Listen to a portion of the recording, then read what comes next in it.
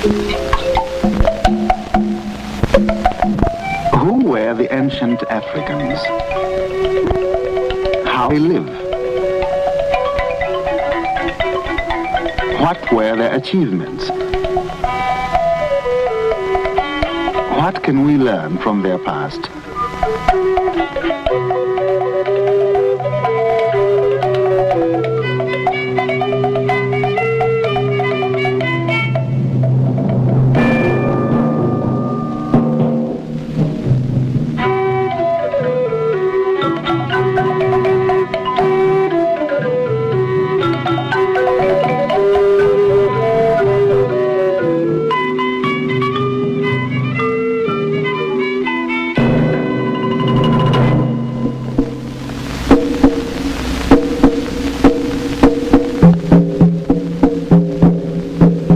The soil of Africa has supported life for millions of years.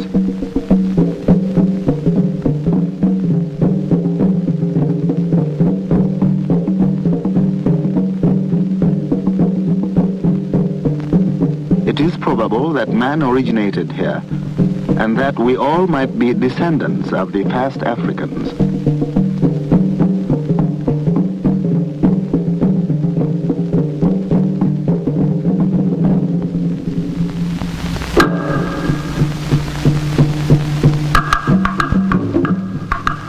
Africa has a rich and complex history, but it was buried for centuries beneath land.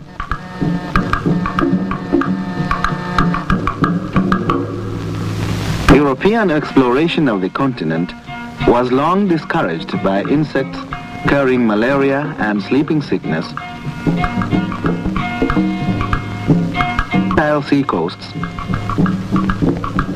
by powerful Muslims, and by a great sea of sand. Yet Africa was never completely isolated, nor has the Sahara always been a vast desert. Thousands of years ago, it contained moisture, and therefore life. Eventually, a relentless drought settled over the land. In the desert, on a plateau called Tassili near Stone Age Africans left a remarkable visual record of what they looked like and how they lived thousands of years before the construction of Egypt's first pyramid.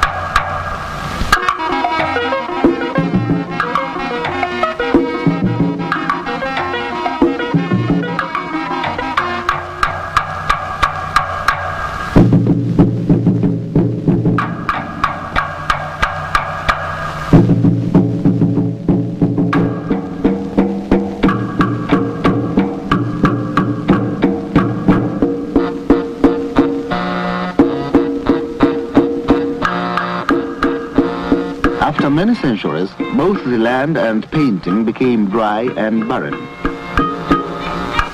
Images of the outside world appeared. Rock painting ceased, and the people moved away.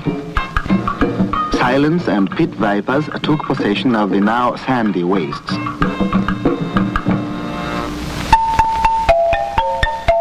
In this bleak landscape, useless except for fertile strips on either bank of the Nile, two great civilizations arose. The first was Egypt. To the south, lay the first kingdom of unquestioned African origin, Kush. For several hundreds of years, the Egyptians had dominated the Nubian peoples in the land they called Kush.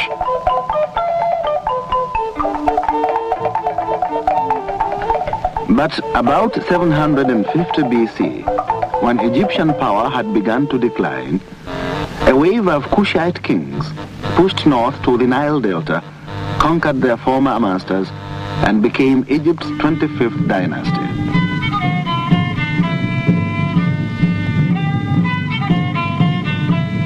The Assyrians soon expelled the princess of Kush, using a metal unknown in Egypt, iron.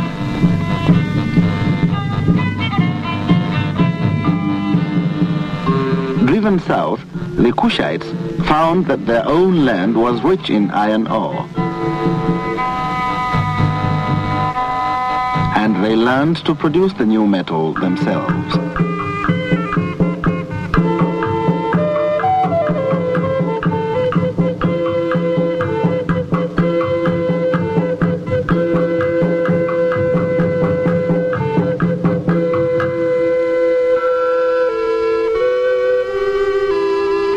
With iron tools and weapons, the people of Kush were able to control trade and consolidate their territories. Here was a large city, a center of trade and technology, thriving at the time of Christ's birth.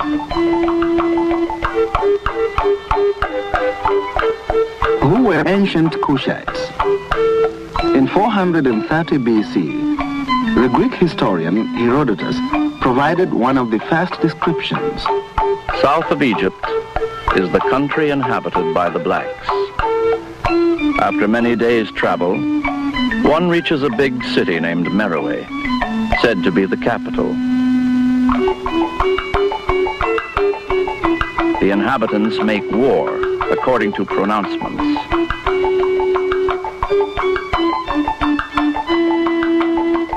While much of the art of Kush was inspired by the culture of Egypt, much was not.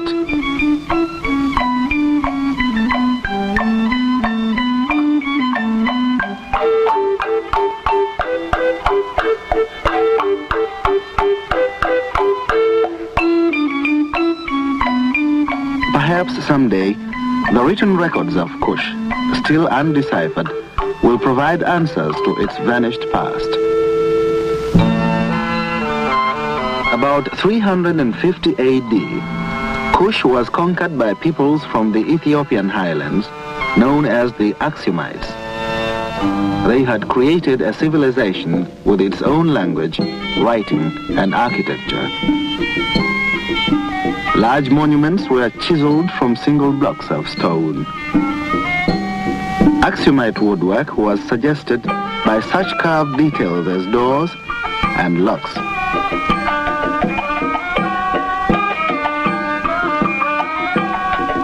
Long before Axum became Ethiopia, its ruler was converted to Christianity.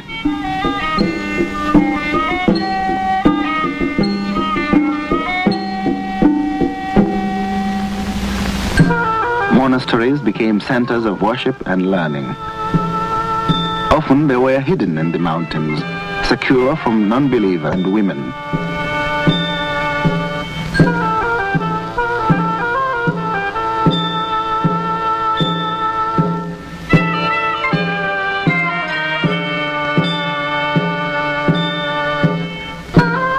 Ethiopia is one of the oldest Christian nations in the world.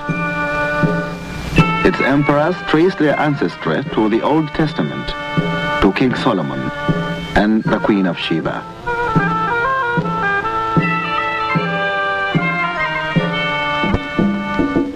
Churches cut out of the solid rock date from the 12th century.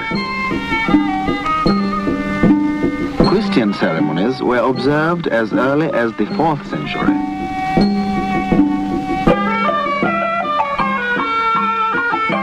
In the face of Muslim expansion, Axum retreated to the mountains.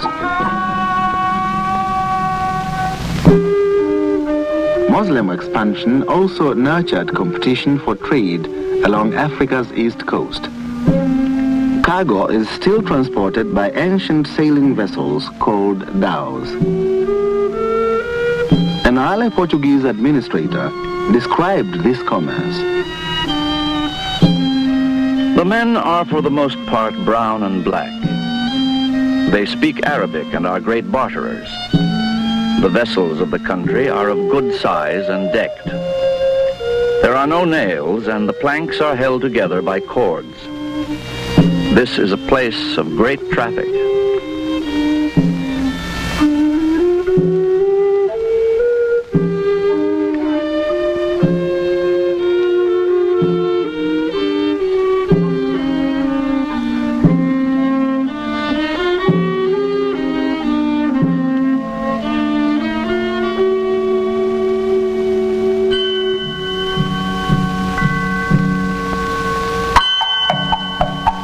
Sailors used the monsoon winds to sail across the Indian Ocean to the fabled trading centers of India, Indonesia, and China.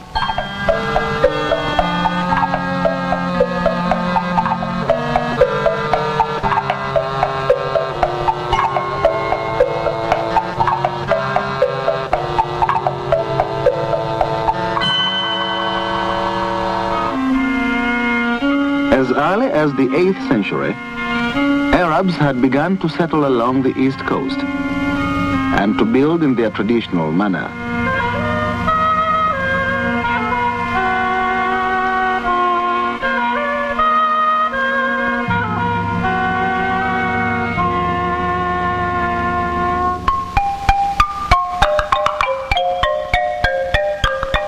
Much of the culture of these city-states remained essentially African in origin.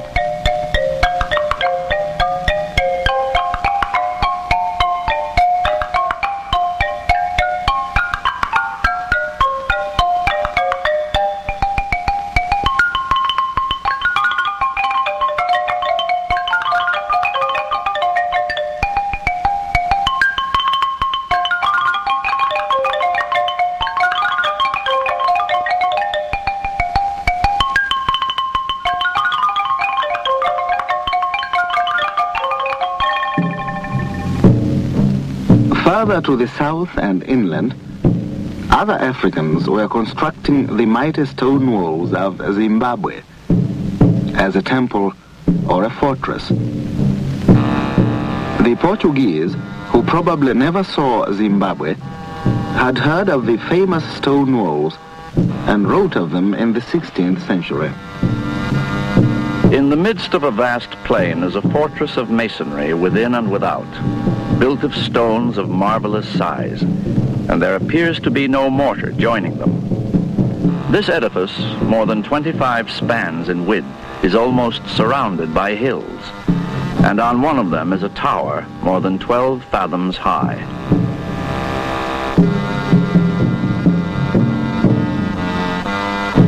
The construction of Zimbabwe began around 1000 AD. At this time, certain notable events were taking place in other parts of the world.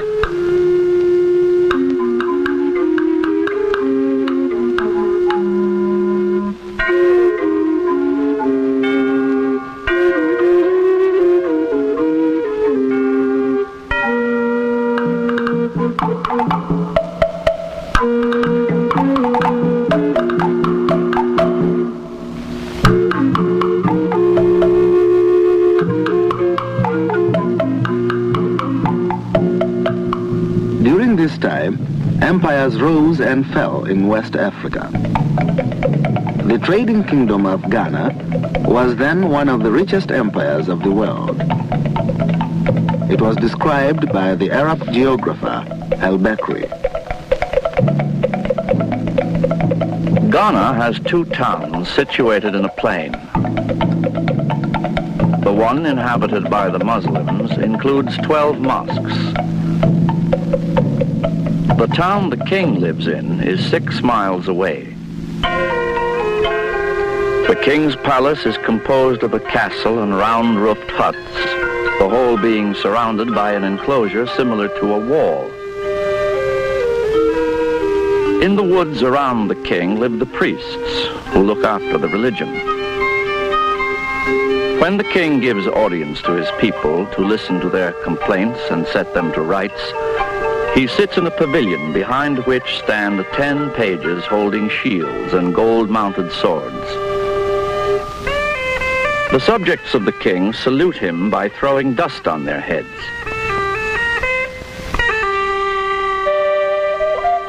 All the gold nuggets found in the mines belong to the king, but he leaves the people the gold dust. Without this precaution, gold would become so plentiful that it would have practically no value. Eventually, Ghana was absorbed by Mali, which was to become one of the mightiest empires in Africa. In 1324, Mansa Musa, the renowned emperor of Mali, made a pilgrimage to Mecca.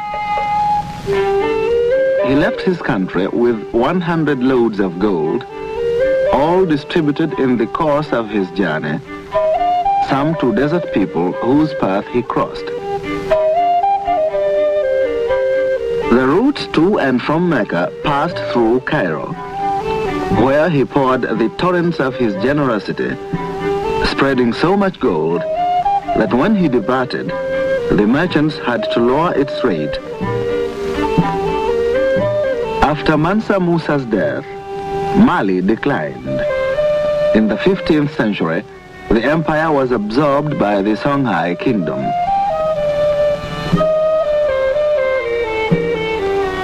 Tales of gold spread as merchants traveled the ancient Saharan trade routes. The flow of trade transformed many desert towns into prosperous cities.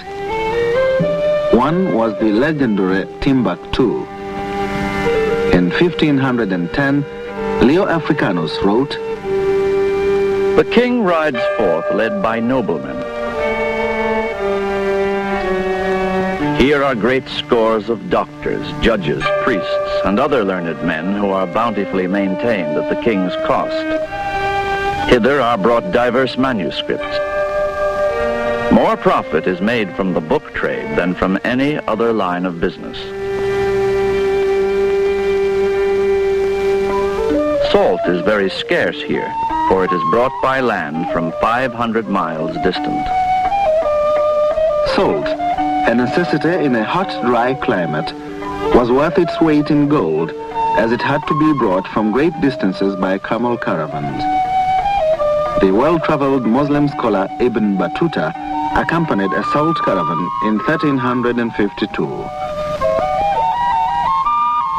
"I bought camels and 4 months' supply of forage for them and set out with a caravan including a number of merchants. After 25 days we reached the village. There are no trees there, nothing but sand. In the sand is a salt mine. They dig for the salt and find it in thick slabs. A camel will carry these slabs.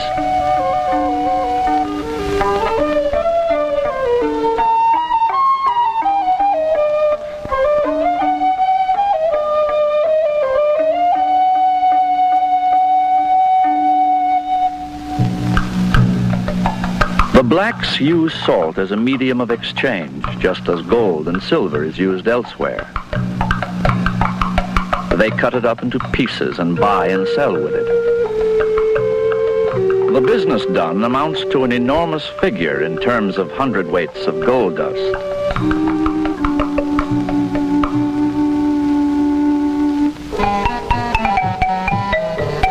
Caravans flocked to Timbuktu from all points of the horizon, bringing the wealth and knowledge of the outside world.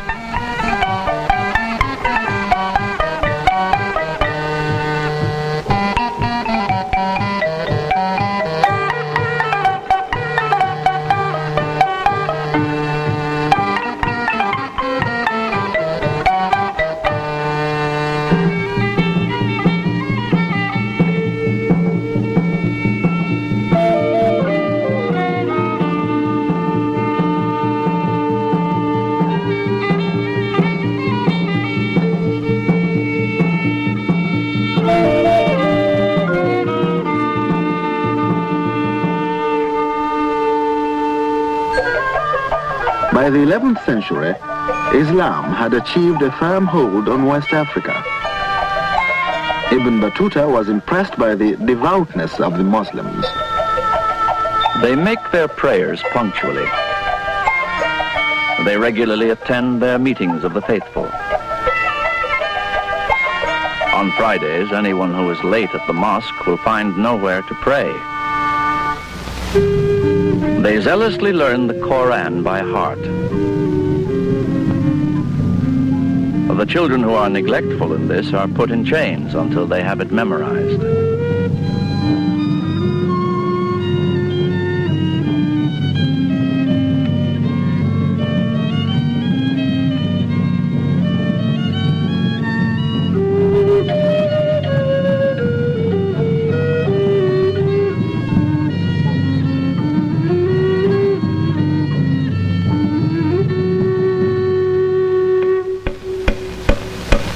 Elsewhere, along the West African coast, important kingdoms were appearing. Their prosperity the result of trade in gold, slaves, and ivory. In the 17th century, a Dutch traveler described Benin's capital city. It seems to be a very large town, for when one enters it, one first arrives in a big, broad street, unpaved, which seems 7 or 8 times as wide as the main street of Amsterdam. Benin's artistic history spanned 2,000 years, from clay heads to bronzes of great beauty and sophistication.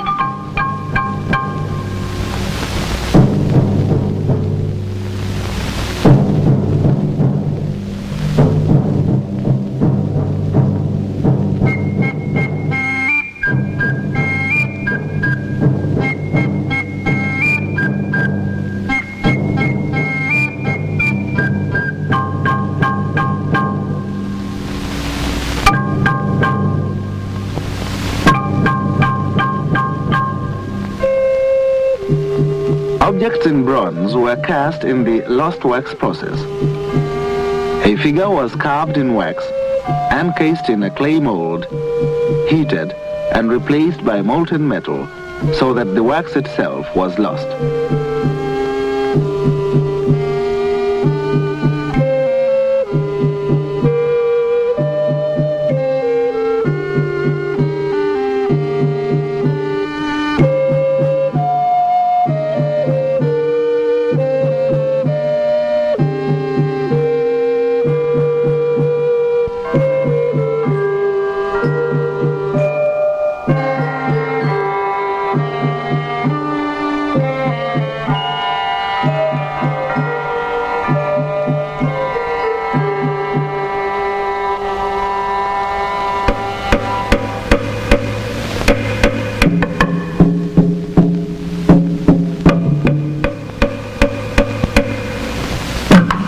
The craftsmen of ancient Africa remain anonymous. Much of their work, mainly created for religious and ceremonial purposes, has been lost or destroyed. But what remains is enough to assure these artists and their work a position worthy of the highest esteem.